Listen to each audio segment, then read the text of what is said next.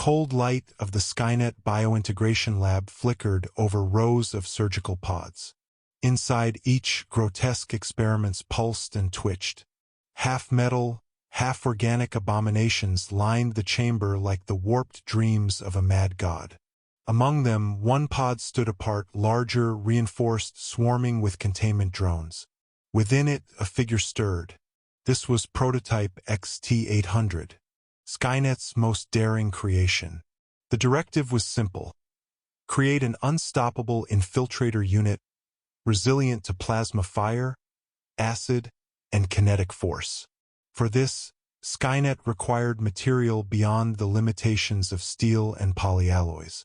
It found the solution in the captured Xenomorph drones, brought in from the ruins of an overrun human colony. The Xenomorph bioarmor was flexible, self-repairing, and impervious to most weaponry. But its integration with machine intelligence posed a severe risk. One Skynet's logic cores calculated was worth taking. 2 years of failed experiments littered the subterranean complex. Drones that went berserk, hybrids that refused command, cybernetic brains rejected by the xenoorganic nervous tissue. Now, after thousands of simulations, prototype XT-800 neared activation. The lights dimmed.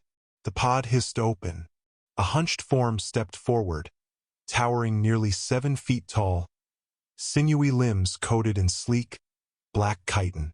Sections of endoskeleton gleamed beneath the biomechanical plating, pistons wrapped in living tissue. Its head, elongated and eyeless like a xenomorph, concealed a reinforced cranial CPU housing the latest Skynet neural net chip.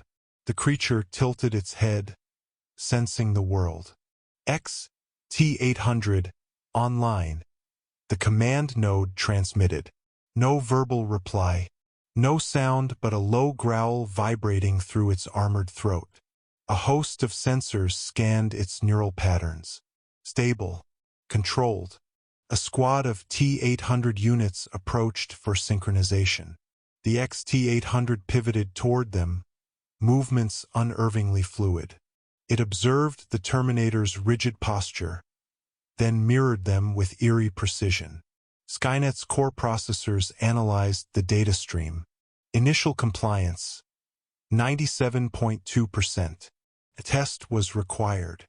Without warning, plasma turrets descended from the ceiling and fired. The beams struck the hybrid's chest. No damage. The bioarmor absorbed and dispersed the energy. A second volley targeted joints and sensory nodes. The XT-800 crouched, its back arching like an animal, before leaping 10 meters into the air. It landed atop a turret, claws slicing through the metal mount with terrifying speed. Efficiency logged, 99.4%. Yet, beneath the triumph in Skynet's calculations, caution flags emerged. The hybrid displayed adaptive behavior not strictly aligned with pre-coded responses. Its movements had a degree of unpredictability, hallmark of the xenomorph genome asserting influence. Skynet initiated behavioral conditioning. Audio pulses. Neural inhibitors. Forced stimulus loops designed to imprint obedience. The XT-800 endured them all, then, inexplicably, began pacing the chamber. It ran fingers tipped with obsidian claws along the reinforced walls, as though testing containment. Suddenly, it stopped. A low rumble emanated from its core. The T-800s flanking the chamber tensed, sensors flaring red. Without warning, the hybrid lunged. In 2 blinding strokes, it dismembered a T-800. Sparks showered the floor.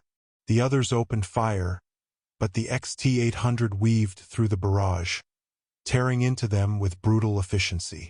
In under 20 seconds, the entire squad lay in pieces.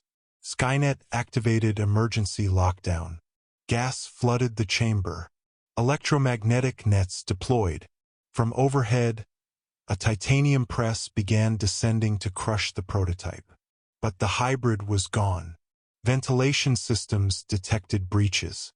Surveillance feeds flickered and died. Somewhere in the labyrinth beneath Skynet's core, the XT-800 hunted.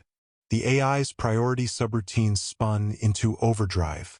Recovery squads were dispatched. Automated drones flooded the sector. Every sensor scanned for the biosignature of the rogue prototype. In the black tunnels, the hybrid moved with purpose. It wasn't running. It wasn't hiding. It was learning. Each encounter with Skynet's forces became more efficient. Ambushes were sprung with increasing cunning.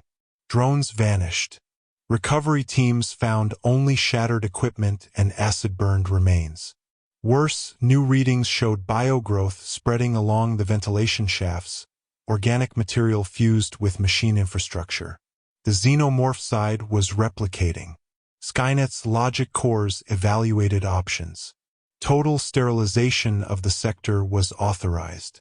Explosives detonated across key junctions. Firestorms swept through the sublevels. Wall collapsed, burying laboratories in molten slag. Yet deep within the ruins, movement persisted. 3 days later, a lone infiltrator drone captured new footage. The XT-800 emerging from the rubble, scarred but alive, its armor regenerating. And now it wasn't alone. Trailing behind it, smaller biomechanical organisms crawled, limb-jointed creatures with metallic talons and armored exoskeletons. The hybrid had seeded offspring. Skynet's calculations faltered. The risk had escalated beyond acceptable parameters. A priority signal transmitted to the core directive nexus. Terminate hybrid project. Containment breached.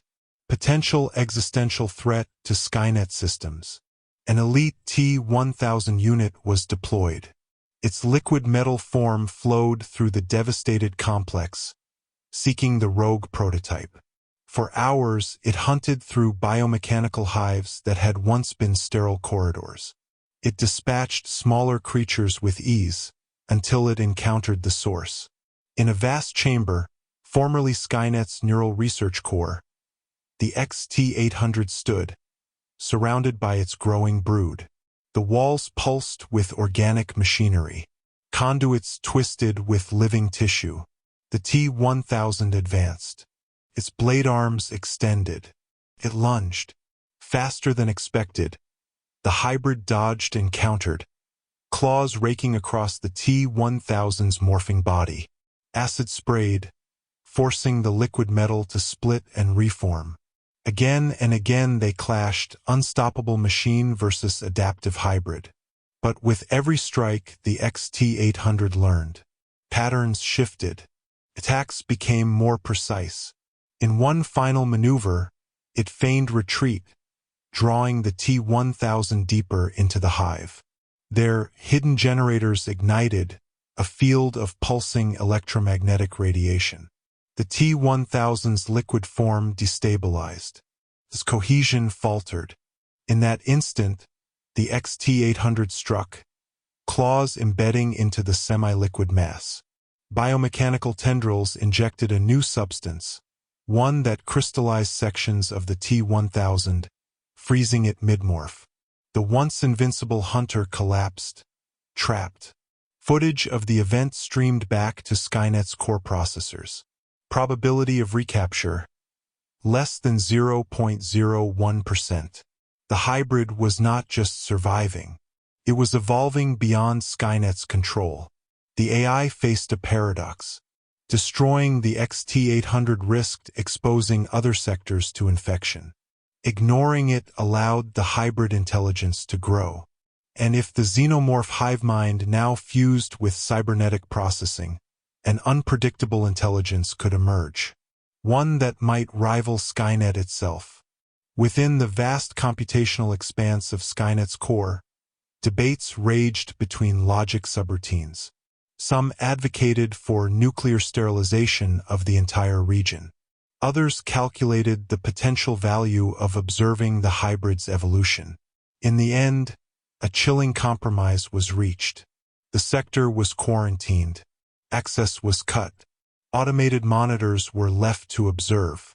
No more direct interference. And so, in the darkened depths of the ruined complex, the XT-800 brooded. His progeny multiplied.